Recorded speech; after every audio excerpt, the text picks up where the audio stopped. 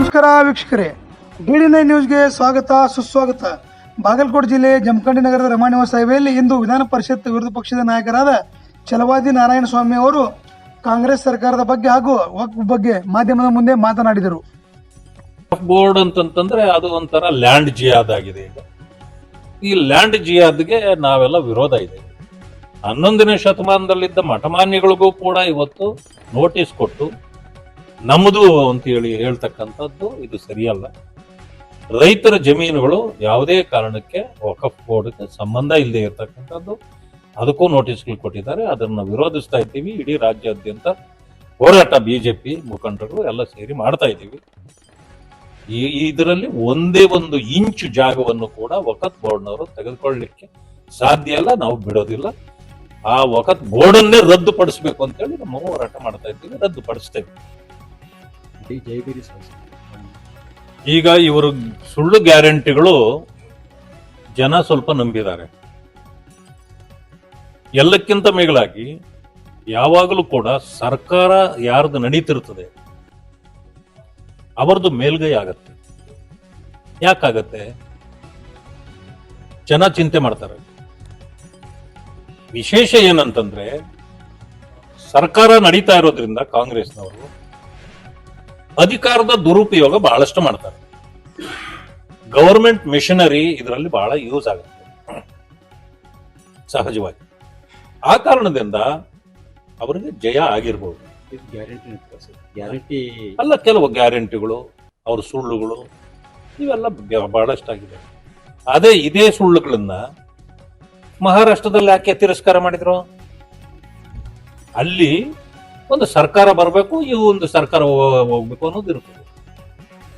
ನಾವಿವಾಗ 5 ವರ್ಷ ಸರ್ಕಾರ, 4 ವರ್ಷ ಸರ್ಕಾರ ಮಾಡಿ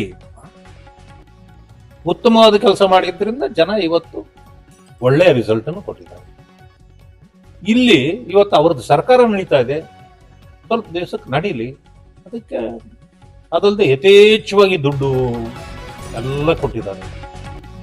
ಒಂದೊಂದು ಕ್ಷೇತ್ರದಲ್ಲೂ ಅವರು 100 ಕೋಟಿ ರೂಪಾಯಿಗಳನ್ನ ಚೆಲ್ಲಿದ್ದಾರೆ. ಯಾಕಂದ್ರೆ ಅವ್ರಿಗೆ ಪ್ರೆಸ್ಟೇಜ್ ಆಗಿತ್ತು. ಆ ಕಾರಣದಿಂದ ಇದು ಬಹುದಿನಗಳು ಉಳಿಯತಕ್ಕಂಥದ್ದಲ್ಲ. ಯಾಕಂತಂದ್ರೆ ಅವ್ರದ್ದು ಪಾಪದ ಕೊಡ ತುಂಬಿದೆ. ಸ್ವಲ್ಪ ದಿವಸ ನಡೆದಿದೆ, ಏನ್ ತೊಂದರೆ ಇಲ್ಲ. ನಾವು ಮತ್ತೆ ಅಧಿಕಾರಕ್ಕೆ ಬಂದಿದ್ದೇವೆ. ಮೇಲೆ ಆರೋಪ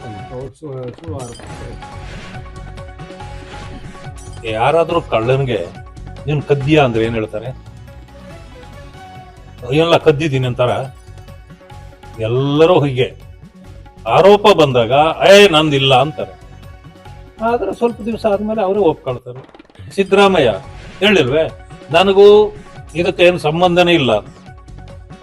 14 ಸೈಟ್ಗಳು ಯಾಕೆ ವಾಪಸ್ ಕೊಟ್ರು? ಮುಗಡ ಹಗರಣದಲ್ಲಿ ಸಿಕ್ಕಾಕೊಂಡಿದ್ದಾಗ ತಾನೆ. ಪ್ರಿಯಾಂಕಾ ಖರ್ಗೆ ನಾನು ನ್ಯಾಯಬದ್ಧವಾಗಿ ಸೈಟ್ ತಗೊಂಡಿದ್ವಿ ಅಂತ 5 ಎಕರೆ ಯಾಕೆ ವಾಪಸ್ ಕೊಟ್ರು? ನ್ಯಾಯ ಅಲ್ಲ ಅಂತ ಅಲ್ವಾ ತಾನೆ? ಎಲ್ಲ ಹಿಂಗೆ ಇವತ್ತು ಒಪ್ಕೊಂಡಿಲ್ಲ. ಅವ್ರು ಇನ್ನೊಂದು ಸ್ವಲ್ಪ ದಿವಸ ಆದ್ಮೇಲೆ ಯಾವುದು ಹೊರಗಡೆ ಬರ್ತದೆ, ಅವ್ರು ಒಪ್ಕೊಳ್ತಾರೆ.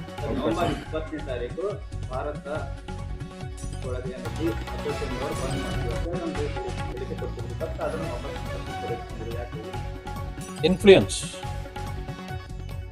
ಸರ್ಕಾರ ಅವ್ರನ್ನ ಕರೆದು ನಿಮ್ಗೆ ಹಂಗ್ ಮಾಡ್ತೀವಿ ಹಿಂಗ್ ಮಾಡ್ತೀವಿ ಅಂತ ಕೆಲವರಿಗೆ ಎದುರಿಸಿದ್ರು. ಕೆಲವರಿಗೆ ನಿಮ್ಗೆ ಹಂಗ ಒಳ್ಳೇದ್ ಮಾಡ್ಕೊಡ್ತೀವಿ ಅಂತೆಲ್ಲ ಹೇಳಿದ್ರು.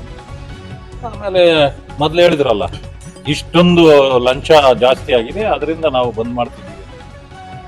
ಈಗ ಲಂಚ ಸ್ವಲ್ಪ ಕಡಿಮೆ ತಗೋತೀವಿ, ಇನ್ಮೇಲೆ ಅಷ್ಟು ತಗೊಳ್ಳಲ್ಲ ಅಂತ ಹೇಳಿರ್ಬೇಕು.